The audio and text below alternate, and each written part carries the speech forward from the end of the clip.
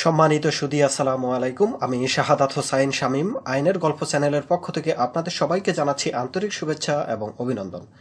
আজকের ভিডিওতে আমি আপনাদের সাথে আলোচনা করব ইউটিউব চ্যানেল বা ফেসবুক পেজের লোগো কপিরাইট রেজিস্ট্রেশনের উপায়। আপনারা যারা আমাদের এই চ্যানেলটির মাধ্যমে ভিডিও দেখতেছেন তারা অবশ্যই দেখেছেন যে আমাদের যে চ্যানেলটি, সেই চ্যানেলটির নাম হচ্ছে আইনের গল্প। তো আমরা এই আইনের গল্প চ্যানেলটিকে কপিরাইট আইনে নিবন্ধন করে নিয়েছি এবং আমাদের এই আইনের গল্প চ্যানেলের কপিরাইট লাইসেন্স এখানে আপনারা দেখতে পাচ্ছেন। দেখুন, এখানে এই যে সৃজনশীল কর্মের নাম আইনের গল্প, এটি কপিরাইট অফিসের একটি লাইসেন্স এবং এখানে আমাদের লোগোটি দেখা যাচ্ছে এবং এই লোগোটি আমার নামে অর্থাৎ শাহাদাত হোসাইনের নামে দেখুন নিবন্ধন হয়েছে। তো আপনারা যারা আপনাদের একটি ইউটিউব চ্যানেল আছে বা একটি ফ্যান পেজ আছে, সেগুলো একটু জনপ্রিয় হচ্ছে বা জনপ্রিয় হয়ে গেছে, তারা চাচ্ছেন যে আপনাদের কর্মটি অর্থাৎ আপনাদের যে লোগোটি সেটি কপিরাইট আইনে নিবন্ধন করে নিতে। তো আজকের ভিডিওতে আমি আপনাদের দেখাবো কিভাবে আপনারা আপনাদের সেই কর্মটি, আপনাদের সেই মার্কাটি কপিরাইট আইনের মাধ্যমে নিবন্ধন করবেন। তো চলুন প্রথমেই দেখে নেই কপিরাইট বিষয়টি কি। কপিরাইট হলো একটা আইন যা লেখা, কন্টেন্ট, ছবি, সফটওয়্যার কিংবা যে কোনো জিনিসের লেখক, প্রকাশক বা মূল মালিকের সত্ত্ব বা অধিকার সংরক্ষণ করে, যা প্রকাশকের অনুমতি ছাড়া আপনি ব্যক্তিগত কাজে অথবা অন্য কোনো কাজে সরাসরি কপি করে ব্যবহার করেন, তাহলে এতে কপিরাইট আইন লঙ্ঘন হবে। কপিরাইট আইনে পেজ বা চ্যানেল নিবন্ধন করার সুবিধাগুলো কি কি?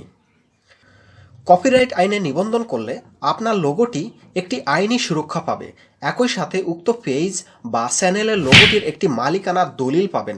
আপনি যে আপনার পেজটি চালাচ্ছেন বা ইউটিউব চ্যানেলটি চালাচ্ছেন, এটির কিন্তু কোনো মালিকানার দলিল নেই। অর্থাৎ আমরা যে একটি জমি কিনি, জমির কিন্তু একটি দলিল থাকে, কিন্তু আপনার এই চ্যানেলটির কিন্তু আপনিই যে মালিক। দেখা গেল অন্য একজন যদি এটিকে হ্যাক করে নিয়ে যায়, সেও কিন্তু এটার মালিকানা দাবি করতে পারে। সুতরাং এই কপিরাইট আইনের মাধ্যমে যখন আপনি আপনার লোগোটিকে নিবন্ধন করবেন, তখন কিন্তু এটির একটি আনুষ্ঠানিক দলিল আপনি হাতে পাবেন। দ্বিতীয় যে সুবিধাটি, সেটি হলো কপিরাইট থাকলে বিনা অনুমতিতে সেগুলোর ব্যবহার, পুনঃমুদ্রণ, অনুবাদ, প্রকাশ ইত্যাদি করা হলে এই আইনের আওতায় শাস্তি ও জরিমানা হতে পারে।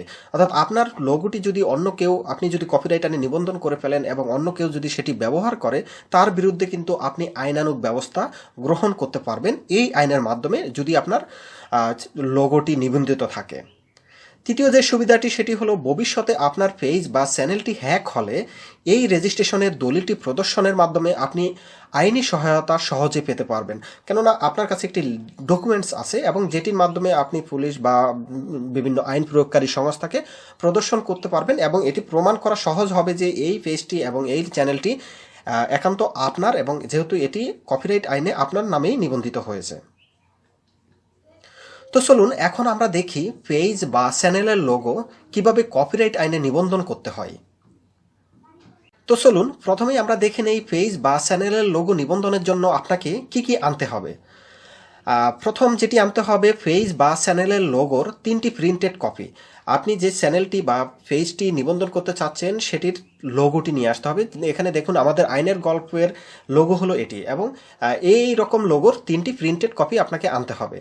দ্বিতীয়ত, আপনার জাতীয় পরিচয়পত্রের ফটোকপি নিয়ে আসতে হবে।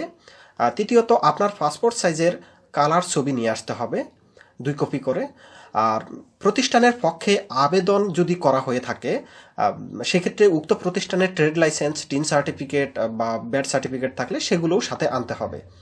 একই সাথে আরও কিছু প্রয়োজনীয় কাগজপত্র আনতে হবে, যেগুলো অফিসিয়াল কাগজপত্র হিসাবে আমরা জানি।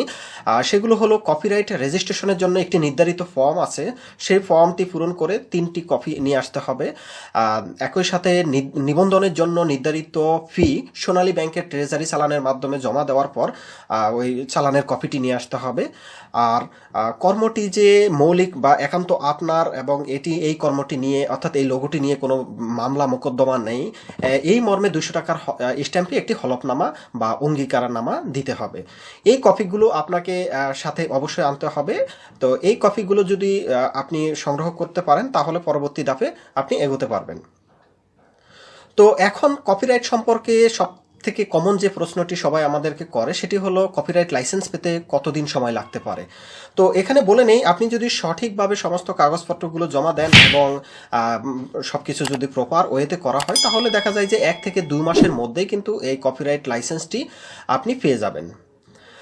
এরপর আরেকটি গুরুত্বপূর্ণ প্রশ্ন হলো কপিরাইট লাইসেন্সের মেয়াদ কতদিন থাকে, অর্থাৎ কতদিন পর্যন্ত আপনি যদি একটি কপিরাইট লাইসেন্স পান সেক্ষেত্রে ওই লাইসেন্সটি আপনি কতদিন পর্যন্ত আপনার মালিকানা দাবি করতে পারবেন।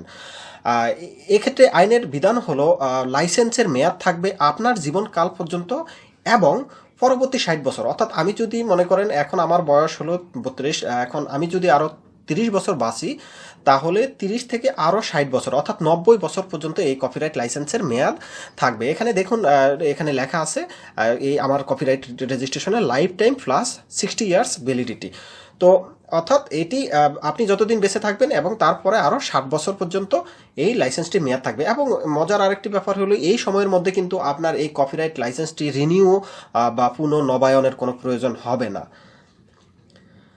তো এরপরে আমরা দেখি কি কি কপিরাইট করা যায়। এখানে আমরা শুধুমাত্র ওয়েবসাইটের লোগো বা ফ্যান পেজের লোগো বা ইউটিউব চ্যানেলের লোগোর কথা বলেছি, এছাড়া আরও অনেক কিছু কিন্তু কপিরাইট করা যায়।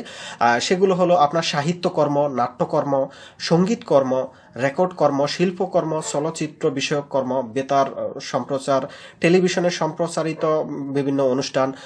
এছাড়া সব থেকে গুরুত্বপূর্ণ বিষয় হলো আপনার কম্পিউটারের বিভিন্ন সফটওয়্যার। ইদানিং দেখা যাচ্ছে প্রচুর সফটওয়্যার কপিরাইট আইনে নিবন্ধন হচ্ছে। তো এই সমস্ত বিষয়গুলো আপনারা কপিরাইট করতে পারেন।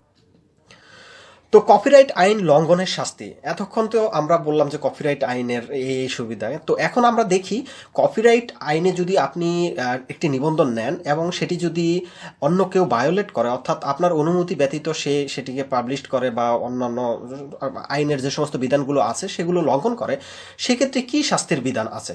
তো এক্ষেত্রে কপিরাইটের মালিকের অনুমতি ছাড়া কপিরাইটে যুক্ত কর্ম চুরি, নকল, মুদ্রণ, অনুবাদ, প্রকাশ বা প্রচার, সম্প্রচার, প্রদর্শন, রেকর্ডিং বা অধিকার লঙ্ঘন করলে আইনে শাস্তিমূলক ব্যবস্থা হিসাবে সর্বোচ্চ 4 বছরের কারাদণ্ড এবং জরিমানা হিসাবে 3 লক্ষ টাকা পর্যন্ত অর্থদণ্ডের বিধান আছে।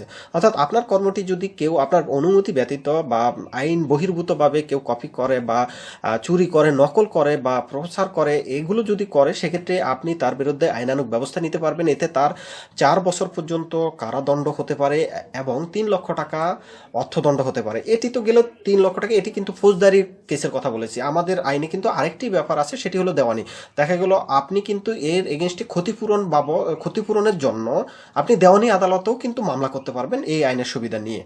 তো আজকের ভিডিওতে আমি আপনাদের কপিরাইট সংক্রান্ত খুঁটিনাটি বিষয়গুলো দেখানোর চেষ্টা করেছি। আপনাদের যাদের ইউটিউব চ্যানেল আছে বা ইউটিউব ফ্যান পেজের লোগো আছে আপনারা অবশ্যই এটিকে কপিরাইট করে নেবেন।